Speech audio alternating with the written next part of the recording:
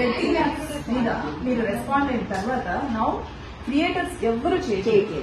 So ఇది కూడా women మీద, అది ఏ అమ్మాయి అయినా సరే, ఒక అమ్మాయి తన అభిప్రాయాన్ని సోషల్ మీడియాలో చెప్తే ఇట్లా ఆ అమ్మాయిని ఎంత దారుణంగా అంటే ఏ అభిప్రాయం అయినా చెప్పాలి, not only political opinion, social opinion, తన పర్సనల్ ఒపీనియన్, ఎనీథింగ్ పోస్ట్ చేస్తే ఆమెని ఎన్ని రకాలుగా అంటారో అన్ని రకాలుగా అంటారు.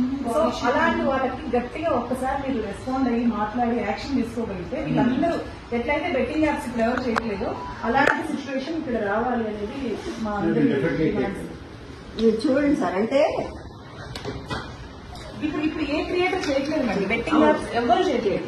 ఓన్లీ బికాస్ ఆఫ్ ఇలాంటి వాళ్ళని పట్టుకుంటే అందరూ ఆగిపోతారు సార్. వాళ్ళు పిరికి వాళ్ళు చాలా పిరికి వాళ్ళు. పట్టుకోవడం ఏదో చెప్పాడు, ఇతనికి ఇంత రెస్పాన్స్ వచ్చింది కదా, ఇన్ని లైక్స్, ఇంత వ్యూయర్షిప్ వచ్చింది కదా, అందువల్ల ఇంకా 10 మంది సార్ అవన్నీ నేను ఇవ్వట్లేదు. షేర్లు విపరీతంగా చేస్తున్నారు సార్.